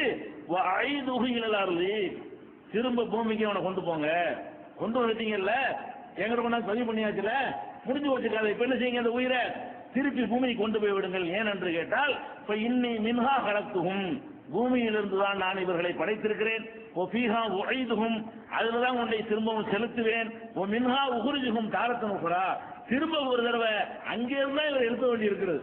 அதனால இப்ப இங்க வச்சுக்கிற முடியாது, இப்ப ரெக்கார்டு பண்றதுக்கு தான் வந்திருக்கு. இது என்ன என்ன உயிர் எங்க ஆக்கலாம்னு சொல்லி பதிவு செய்யறதுக்கு தான் இந்த வானவர்கள் வந்தார்களே தவிர அங்கேயே கொண்டே வச்சுக்கிறதுக்காக வரவே இல்லை. எடுத்துட்டு போவாங்க, அல்லாட்ட கொண்டு போவாங்க, அல்லாஹ் பார்த்து செய்வான், இதை கொண்டு சொர்க்கத்து லிஸ்ட்ல பதிவு பண்ணி எடுத்துட்டு போ அப்படின்னு சொல்லி அல்லாஹ் சொல்லி விடுவான். அதுக்கப்புறம் அவனுடைய உடலுக்குள்ளே அந்த ரூஹு திருப்பி தரப்படும். திருப்பி தரப்பட்ட உடனே மலக்கானி, அதாவது இவ்வளவு என்ன நடக்குது, ஒரு செகண்ட்ல நடந்து முடிஞ்சது. ஏன் ரசூல் ஸல்லல்லாஹு அலைஹி வஸல்லம் சொல்றாங்க, கபர்ல கொண்டு வச்ச உடனே அங்க இருக்கக்கூடியவர்கள் அப்படி திரும்ப ஆரம்பித்த உடனே மலக்குகள் 2 பேர் வந்துடுறாங்க. அப்ப இது எவ்வளவு பாஷா நடக்குது, உயிரை எடுக்கிறாங்க, ஒளி வேகம், மலக்குகள்லாம் என்னது ஒளியால் படைக்கப்பட்டவங்க, ஒளி வந்து வினாடிக்கு 3 லட்சம் கிலோமீட்டர் வேகத்துல போகும். அந்த ஒளி வேகத்துல போறதுனால இப்படிங்கிறவங்க அங்க போயிருவாங்க, இப்படிங்கிறவங்க வந்துருவாங்க. அதுக்கெல்லாம் இங்கே நடந்திருக்கு, இவ்வளவு பெரிய தூரத்தை பிரயாணம் பண்ணி இவ்வளவு வேலை அங்க நடந்திருக்கு, இங்கே நடந்திருக்கு, கொண்டே வச்சுட்டு இப்ப திரும்புவாங்க ஆளுக்கு, இங்க திரும்ப அங்க அங்க வந்துருவாங்க, உள்ள மலக்கள் வந்துருவாங்க, உயிரங்க அந்த உடலுக்குள்ள திருப்பி கொடுக்கப்பட்டு விடும். கொடுக்கப்பட்ட உடனே வந்து என்ன செய்யறாங்கன்னா, அவருடைய உடலில் அந்த உயிரை திருப்பி கொடுத்த உடனே மலக்கானி 2 வானவர்கள் அவரிடத்தில் வருவார்கள். யுஜ்லிசானிகி, அவனை உட்கார வைப்பார்கள். யகூலானி, அவனிடத்தில் கேட்பார்கள், மர் ரப்புக, உன் இறைவன் யார்? யகூலு ரப்பி அல்லாஹ், என் இறைவன் அல்லாஹ் என்றவன் சொல்வான். மூமினான ரூஹ் தானே, ரெக்கார்ட் பண்ணி தானே வர்றாரு அவரு, அங்க போய் சொர்க்கவாசி இல்லையின்ல பதிவு பண்ணிட்டு வர்றதுனால ரப்பி அல்லாஹ், என் இறைவன் அல்லாஹ் என்றவன் சொல்வான். யகூலானி லஹு மா தீனுக, நீ கடைபிடித்த மார்க்கம் என்ன, எந்த மார்க்கத்தில் நடந்தாய் அப்படின்னு கேட்கும் பொழுது யகூலு தீனி அல் இஸ்லாம், என்னுடைய மார்க்கம் வந்து இஸ்லாம்ங்கிற வழிமுறையில் நான் நடந்தேன் என்று அவன் சொல்லுவான். யகூலானி லஹு, அவன்கிட்ட கேட்பார்கள் திரும்பவும், மாஹாதர் ரஜுல்லதி போய் சபிக்கும், ஒரு ஆளு உங்களுக்கு ஒருத்தர் அனுப்பப்பட்டார, அவரை பத்தி என்ன நினைக்கிற, ரசூல்லா பத்தி அவரை பத்தி என்ன நினைக்கிற என்று கேட்கப்படும். இதுல நம்ம உம்மத்துக்கு வந்து இப்படி கேட்கப்படும், வேற வேற நபிமார்களுடைய சமுதாயத்துக்கு அந்த நபியை பத்தி கேட்கப்படும். என்னப்பா ஒரு ஆள் அனுப்பினப்பா என்ன ஆச்சுன்னு கேட்கப்படும். நமக்கு என்ன கேட்கப்படும், மாஹாதர் ரஜுல்லதி போய் சபிக்கும், உங்கள்கிட்ட ஒரு ஆள் அனுப்புனே அவரை பத்தி உங்களுடைய கருத்து என்ன அப்படின்ன உடனே கொஞ்சம் இவர் சொல்வார், ஹுவ ரசூலுல்லாஹி ஸல்லல்லாஹு அலைஹி வஸல்லம், அது அல்லாஹ் அனுப்புன தூதர் நான் நம்புறேன். அவர் தானே கேட்கறீங்க, அவர் அல்லாஹ்வுடைய தூதர் நாங்க நம்பணும் அப்படின்னு பதில் சொல்லிடுவாங்க. யகூலானி, திரும்ப அவங்க கேட்பாங்க, ஒமா இல்முக, இது எப்படி உனக்கு தெரியும், அல்லாஹ்வுடைய தூதர் உனக்கு எப்படி தெரியும்னு சொல்லி கேட்பாங்களாம். அதுக்கு அவன் விளங்கித்தான் அல்லாஹ்வுடைய தூதர் நம்பணுமா. அதுக்கு அவன் பதில் சொல்லுவானா, கரத்து கிதாப் அல்லாஹ், அல்லாஹ்வுடைய வேதத்தை வாசித்தேன், ஃபாமன்து பிஹி, அதை நம்பி அதை வேதத்தை வாசித்தா தூதர் ஆயிரும்ல, அல்லாஹ்வுடைய வேதத்தை வாசித்தேன், ஒரு அனுப்புறேன்னு அல்லாஹ் சொல்லி காட்டுறான், முகமதுன்னு கூப்பிடுறான், உண்மை தூதரை அனுப்பியிருக்கோன்னு சொல்றான், வேதத்தை நம்பின அடிப்படையில் நான் தூதரை நம்பினேன் அப்படின்னு சொல்லி அவர் என்ன செய்வாரு, உடனே வந்து சொன்ன உடனே போய் யுனாதி முனாதின் பிஸ்ஸமா, வானு இது 2 பேர் கேள்வி கேட்கிற மலக்குகள் அவ்வளவு பெரிய கூட்டமா போயிட்டு 2 பேர் தான் போயிருப்பாங்க. கேள்வி கேட்டு முடிச்ச உடனே போய் யுனாதி முனாதின் பிஸ்ஸமா, வானுலகத்திலிருந்து ஒரு அழைக்கக்கூடிய ஒரு அழைத்து சொல்வார், அன் சதகாபுதி, என் அடியான் உண்மைதான் சொன்னான். அப்ப அல்லாஹ் தான் சொல்றான்னு அர்த்தம். என் அடியான் வருதுல, இந்த வார்த்தையை மானுலத்திலிருந்து அழைத்து சொல்றோம் யாரு? அல்லாஹ் தான் என்ன அடியான்ற வார்த்தையை யூஸ் பண்ணுவான். மலக்குகளா சொல்ல முடியும்? என்ன சொல்லுவான்? ஆன் சத காப்புதி. அப்ப அல்லாஹ் அங்க இருந்து ஒரு சவுண்ட கொடுப்பான், என் அடியான் சொல்லுவது உண்மைதான். என்ன உண்மை? என் இறைவன் அல்லாஹ்னு சொன்னது உண்மை, என் மார்க்க இஸ்லாம்னு சொன்னது உண்மை, ரசூலுல்லாஹ்வை தூதர் நம்பினேங்கிற அது உண்மை, குர்ஆனை வச்சுதான் நம்பினேங்கிற அது உண்மைதான், என் அடியான் உண்மைதான் சொன்னான்னு சொல்லிவிட்டு ஃபாஃப்ரிஷூஹு மினல் ஜன்னா, சொர்க்கத்து விரிப்புகளை அவனுக்கு விரித்து வையுங்கள். வல்பிசூஹு மினல் ஜன்னா, சொர்க்கத்து உடைகளை அவனுக்காக அணிவியுங்கள். வஃப்தஹூ லஹு பாபன் இலல் ஜன்னா, சொர்க்கத்தை நோக்கி ஒரு வாசலை அங்கிருந்து திறந்து வையுங்கள். அங்க இருந்து திறப்பாங்க, சொர்க்கம் தெரியும். சொர்க்கத்தினுடைய இதெல்லாம் ஆன்மீக விஷயங்கள். அல்லாஹ் நான் என்ன செய்ய முடியும்? நம்ம உட்கார்ந்து இங்க உட்கார்ந்து டிவியில வந்து அமெரிக்காவுல உள்ளது இந்த உட்கார்ந்து பார்க்கல, நம்ம பார்க்கலையா? பெரிய இதெல்லாம் ஆச்சரியப்படக்கூடாது. எப்படி இதெல்லாம் சொர்க்கத்தின் புகழ் சொர்க்கத்தை பார்க்கறதா அப்படிலாம் நினைக்க கூடாது. நம்ம பார்க்கிறோமே, உனக்கு கொடுத்து முடியாது கடற்கரை மூளை வச்சு நீ மட்டும் வேலை பார்க்குறீங்க. எங்கேயோ உள்ளதில் செய்யறான். செவ்வாய் கிரகத்தில் வந்து எரிமலை கிட்ட படம் எடுத்து பேப்பர்ல போட்டுருக்கான். எரிமலை கிட்ட போய் படத்தை உங்க உட்காந்து நீ பார்க்குற. செவ்வாய் கிரகம் எங்க இருக்குது, அதுல உள்ள எரிமலை எங்க இருக்கு, எரிமலைக்கு பக்கத்துல போய் அந்த விண்கலம் இறங்கி படம் எடுத்து அனுப்பியிருக்கு.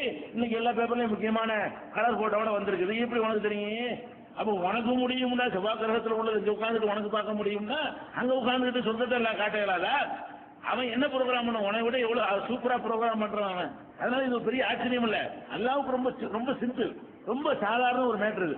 அப்ப என்ன செய்வான்னு கேட்டா, வஃப்தஹூ லஹு பாபன் இலல் ஜன்னா, சொர்க்கத்து வாசலை அவனுக்கு திறந்து வையுங்கள். அப்ப என்ன செய்யப்படும்னா, இந்த கொஸ்டின் கேட்டு முடிச்ச உடனே கீழே விரிப்பு, அப்படி விரிப்பை போட்டு சொர்க்கத்து ட்ரெஸ் எல்லாம் போட்டு விட்டு அங்க என்னென்ன கிடைக்குமோ, சொர்க்கத்து ட்ரெஸ்னா என்னங்கிறீங்க? காப்பு என்ன, நகை என்ன, அலங்காரம் என்ன, அது என்ன, இந்த குஷன் மெத்த என்ன, அதுவே சூப்பரா இருக்கும். சொர்க்கத்துல உள்ளதெல்லாம் சொல்லுவோம்ல, அப்ப இங்க ஒன்னா ஃபிட் பண்ணிக்கிறீங்க. சொர்க்கத்துல என்னென்னலாம் அங்க கிடைக்குமா, விரிப்புகள்லாம் இங்க கிடைச்சிடும். சொர்க்கத்துல என்னென்ன ஆடை அணிகலன்கள் கொடுக்கப்படுமோ அதெல்லாம் இங்க கிடைச்சிடும். கிடைச்சோன்னு இந்த வாசலையும் திறந்து வச்சு இந்த பாட்டுக்கடா சொர்க்கத்தை பாரு, இங்க பார்த்துட்டே இரு, அனுபவிக்கல, தீர்ப்புக்கு பிறகுதான் போக முடியும். இங்க உட்காந்து பார்த்துட்டே இருந்துருவான் அல்ல. அதுக்கப்புறம் என்னது? என் ரூஹிஹா ஓ தீபிஹா, அதனுடைய வாடை இங்க வரும். அதாவது அவனுக்கு சொர்க்கத்து வாசலை திறந்தவன அதனுடைய நறுமணமும் வாசமும் இவனுக்கு அடிக்கும். சொர்க்கத்துல இருந்து வாசம் அப்படி வந்துகிட்டே இருக்கும். அது மாதிரி கபரிஹி மத்து பசரிஹி, அவனுடைய கபர்ல அவனுக்கு விஸ்தீர்ணம் ஏற்படுத்தப்படும். எவ்வளவு விஸ்தீர்ணம் ஏற்படுத்தப்படும் என்றால் அவன் பார்வை எட்டுகிற தூரத்திற்கு. அப்ப ஆன்மீக உலகம் வழங்குது உங்களுக்கு. இதுக்குள்ள தோண்டி பார்த்து இருக்குமா? கபருக்குள்ள தோண்டி பார்த்தீங்கன்னா அவ்வளவு விஸ்தீர்ணம் ஏதாவது தெரியுமா? நமக்கு தெரியாது. அப்ப இது வந்து வேற ஒரு விதமான நமக்கு புரிந்து கொள்ள முடியாத ஒரு ஆன்மீக ஏற்பாடு எல்லாம் செய்யறான். அதுல என்ன செய்யறான்னு கேட்டா, கண் பார்வை தெரிகிற அளவுக்கு ஒரு அவனுடைய கபரை வந்து விஸ்தீர்ணமாக்கப்படும். அப்ப ஒரு அழகான தோற்றத்தில் ஒரு மனிதர் அங்க வருவார். யார் இவன் வருவார். நீங்க யாருங்க திடீர்னு பக்கத்தில் நிற்கிறீங்கன்னு கேட்பாரு இவரு. நான் தாண்டா உங்களுடைய நல்ல அமல்களுக்கு ஒரு வடிவத்தை கொடுத்து என்ன செய்வான் அல்ல, அவர் எதனால வந்தான்னு சொல்லணும்ல. நீ எதனால உனக்கு இந்த நிலை கிடைச்சிட்டீங்கிற சொல்றதுக்காக வேண்டி ஹசனுல் வஜி, அழகான முகமுடைய ஹசனு சியாபி, அழகான ஆடை அணிந்து நல்ல நறுமணத்தோட ஒரு மனிதர் வருவார். வந்த உடனே யாருப்பா என்னன்னு கேட்ட உடனே, ஆனா அமலுக்கு சாலி, நான் தான்ப்பா அவனுடைய சாலிகான நல்ல காரியங்கள் நீ செஞ்சீல, அந்த நல்ல காரியம் தானா, அதுக்கு ஒரு வடிவம் கொடுக்குறான். அல்லா வந்து கொடுப்பான் அவனுக்கு சந்தோஷப்படுத்துவதற்காக வேண்டி. இப்படிலாம் சொன்னவன இவர் என்ன செய்வாராம், அகத்த அரிசியில் ஆகலி ஒமாலி, எல்லாம் நான் வீடு வரைக்கும் கொஞ்சம் போயிட்டு வந்துடுறேன்னு என்ன செய்வாராம். இதெல்லாம் பார்த்த உடனே எவ்வளவு சந்தோஷம் இருக்கு. இதை போய் வீட்டுல சொல்லுங்க அப்படியா, மண்டை வெடிச்சு இருக்கு. அதனால என்ன செய்வாரு, அரிசி உயில ஆகலி ஒமாலி, என் வீடு சொத்தெல்லாம் ஒரு பார்வை பார்த்துட்டு வந்துடுறேன்னு அப்படின்னு அவர் கேட்பாராம். அப்ப இதோட தான் இங்க நிக்குது. வேற ஒரு ஹதீஸ்ல அதெல்லாம் நடக்காது. வந்தது நான் பேசாம தூங்குன்றுவாங்க. அப்பதான் தூங்க போடப்படும். அது ஒரு செக்ஷன் வைங்களேன். இது வந்து நல்லடியார்களுடைய உயிரை எடுக்கிறதுக்கான ஒரு முறை. அதுக்கப்புறம் கெட்டவன அந்த ஒரே ஹதீஸ் தான் இது. ஒரு ஹதீஸ்லயே அந்த உயிரை எடுக்கிற எல்லா விவரங்களையும் ரசூல் ஸல்லல்லாஹு அலைஹி வஸல்லம் கொண்டு வந்துடுறாங்க. கெட்டவனா இருந்தால் அவனுடைய உயிர் எப்படி எடுக்கப்படும், எங்க கொண்டு போகப்படும், திருப்பி என்ன செய்யப்படும், அதுக்குரிய விஷயங்களை எல்லாம் என்ன செய்வோம் இன்ஷா அல்லாஹ் நாளை தினத்துல பார்ப்போம். அது வரைக்கும் முடியாது, பத்தாது. இருக்கா 2 நிமிஷம் போட்டுருமா? சரி, வெட்டி போட்டுக்க. அதுக்கப்புறம் கெட்ட காஜிரான இறை நிராகரிப்பான அடியானா இருந்தானே ஆனால் அவன்கிட்ட இந்த மாதிரி வானத்துடைய மலக்குகள்லாம் வருவாங்க. எப்படி வருவாங்களான்னு கேட்டா கண்ணங்கிரேர் என்ற ஒரு முகத்தோடு வருவாங்க. விளையாட்டு வந்தாங்கல்ல, அதை பார்த்தோன்னே விளங்கி போயிடும், ஆகா நம்ம கதை முடிஞ்சு போச்சு. கண்ணங்கிரேர் என்ற முகத்தோட வருவார்கள். அவங்க கையில கம்பளியாலான சாக்குனாலான கவன் கொண்டு வருவாங்க. இவனுக்கு கொண்டு வர்ற கவன் வேற, இவனுக்கு என்ன வரும், சாக்கு பை தான் வரும். புள்ள படிக்கிற கொண்டு வர்ற மாதிரி சாக்கு பைய கொண்டு வருவாங்களாம். அப்படி வருது அதிசல. சாக்கு பையோட கொண்டு வருவார்கள். அப்புறமேல் மலக்க கண்ணு கேட்டு தூரம் வரைக்கும் கண்ணங்கிரேர் சாக்கு பைய வச்சு ரெடியா நின்றுட்டு இருப்பாங்க. அப்படி இருக்கும்போது அப்படி வருது அதிசல. அதுக்கப்புறம் என்ன ஒன்று கேட்டா மலக்குள் மூத்து வருவாரு. அவர் தலைக்கு பக்கத்துல உட்கார்ந்து ஐயத்துவன் நப்சுல் ஹபீசா, அடே கெட்ட ஆத்மாவே, உகுருஜி வெளியேறு, இலா சத்தின் மினல்லாஹி வகலமின், அல்லாஹ்வுடைய கோபம் வெறுப்பை நோக்கி வெளியேறு என்று சொல்லி அவர் சொன்ன உடனே அவனுடைய உடல்ல இருந்து உயிர் வெளியேறுமா. எப்படி வெளியேறும் என்று சொல்றாங்க ரசூல் ஸல்லல்லாஹு அலைஹி வஸல்லம். ஈரமாக்கப்பட்ட கம்பளி துணி இருக்குல்ல, ஈரமாக்கப்பட்ட கம்பளி துணியில கொக்கிகள், கொக்கினா வழங்குமா, கொக்கின்னு சொன்னா அந்த வாடி கிணத்துல விழுந்தா எடுத்துட்டு வச்சிருப்பாங்க தெரியுமா, அது அந்த கொக்கி. அதுதான் பல பல்லுகள் உடையது. வாளி கிணத்துல விழுந்துருச்சுன்னு சொன்னா அந்த காலத்துல கொக்கி ஒன்று இருக்கு, அப்படியே போட்டு எடுத்தோம்னா ஏதாவது ஒரு கொக்கில மாட்டிக்கணும். அதுக்காக வேண்டி நிறைய வளைவா இருக்கும், துண்டு துண்டிலாம் இருக்கும். அந்த மாதிரியான கொக்கிகளை கொண்டு போய் ஈரக்கம்பளியில மாட்டிட்டு அதை உருவனா எப்படி வரும், எவ்வளவு கஷ்டமா இருக்கு. அப்படி வெளியேற அந்த உயிர் தண்ணி ஊத்துற மாதிரி வெளியேறாரு. தண்ணி பாத்திரத்துல தண்ணி ஊற்றுற மாதிரி வெளியேறு நல்லவருடைய உயிர். ரசூல் ஸல்லல்லாஹு அலைஹி வஸல்லம் உதாரணம் காட்டுறாங்க. ஈர கம்பளியில கொக்கிகள் மாட்டிக்கொண்டால் அது வெளியேறுவதற்கு எவ்வளவு பிடிச்சி கஷ்டப்பட்டு பிச்சு எடுப்போம்ல, வரவே வராது. ஒவ்வொரு கொக்கியும் ஒரு இடத்துல மாட்டிக்கிட்டு இருக்கேன், பிடிச்சி இழுக்கும் போது அறுத்து பிச்சுக்கிட்டு கதறிக்கிட்டு அந்த மாதிரியான ஒரு நிலையில் என்ன செய்யும், அந்த உயிர் வெளியேறும். வெளியேறின உடனே செய்வாங்க, காத்துட்டு இருப்பாங்கல்ல, ஒரு செகண்ட் தான் பிடிச்சி சாக்கடை போட்டுருவாங்க, போட்டு கொண்டு வருவாங்க. நாத்தத்தை தடைகளை செய்வாங்க, மேல எடுத்துட்டு போவாங்க. எடுத்துட்டு போனா இதே மாதிரி தட்டுவாங்க, என்னப்பா இவ்வளவு பெரிய நாத்தத்தை கொண்டு வந்திருக்கிறீங்க, என்ன இது அப்படின்னு சொன்ன உடனே இப்படி 7 வானத்தையும் கடந்து போவாங்க. போனவன அல்லாவோட 7வது வானத்துக்கு போன உடனே இது என்னப்பா நாத்தமானதை கொண்டு வந்திருக்கீங்கன்னு சொல்லி இது சிஜ்ஜீன்ல எழுதுங்க. இல்லைன்னா சொர்க்கவாசிகள் பட்டியல். சிஜ்ஜின்னு சொன்னா ரொமா அதுராக்கமா சிஜ்ஜின்னு கேட்கிறான்ல, சிஜ்ஜிங்கிற கல்லா இன்ன கிதாபல் அபுராரில இல்லையின், நல்லவர்களுடைய பதிவேடெல்லாம் இல்லையின்ல இருக்கும். கல்லா இன்ன கிதாபல் ஃபுஜ்ஜாரில சிஜ்ஜின், குற்றவாளிகளுடைய பதிப்பெயர்கள் எல்லாம் சிஜ்ஜின்னு ஒரு பதிவு ஏடு. திருமணத்துக்கு பதிவேடு வச்சிருக்கிறோம்ல, அது மாதிரி எல்லாம் என்ன பண்ணிருக்கான், நல்லவங்களுக்கு ஒரு புத்தகம், கெட்டவங்களுக்கு ஒரு புத்தகம், இதுல சிஜ்ஜின்ல ரெக்கார்ட் பண்ணு, தூக்கி இந்த நாட்டத்தை வெளியேற்றுன்னு சொல்லி எல்லாம் என்ன செய்யறான், வெளியே தள்ளிடுறான். மறுபடியும் கொண்டு வச்சவொன்னு மலக்கு கேள்வி கேட்கிறார். அப்ப கேள்வி கேட்கும் போது அவன் என்ன செய்வாங்க, இதே மாதிரியான கேள்வி கேட்கப்படும். மர்ரப்பு கேட்டவன ஹாஹாலா தெரியுமா, யாரா ரப்பு, ஐயோ தெரியலையம்மா, யாரா உன்னுடைய தூதர், யாரா மார்க் என்னடா, ஐயோ தெரியலையன்றுவான். யாரா இந்த ஆளு, யாரா ஒரு ஆள் அனுப்புன அவர் யாரு, அதான் உனக்கு எனக்கு தெரியாது. இப்படி கேட்டதுக்கெல்லாம் என்ன செய்வான், ஹாஹாலா தெரியும் சொல்லிடுவான். சொன்ன உடனே என்ன செஞ்சவன உடனே அவனுக்கு நரகத்துடைய விரிப்புகள் இருக்குல்ல, நரகத்துல என்ன விரிப்பு கொடுப்பான், நெருப்பு தான் விரிப்பு. நெருப்பு விரிப்புகளை போட்டு நரகத்தின் வாசலை திறந்து விடப்படும். அந்த நரகத்தினுடைய வெப்பமும் அதனுடைய துர்வாடை இவன் மூக்கு கேட்டும்.